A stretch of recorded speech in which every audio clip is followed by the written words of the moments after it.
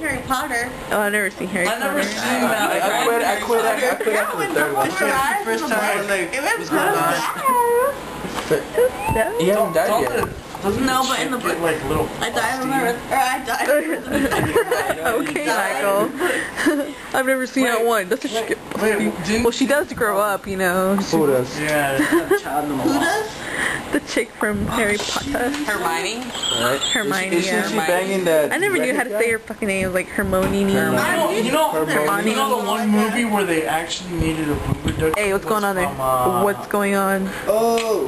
Was it actually that car? No, that car. That Card? by horn. Herbie Greenwood. Yes. Oh, Lindsay Lohan. She needed boob reduction because the movie was I'm not PG. drinking it, I promise. The movie was PG, and she had bigger boobs for the suit.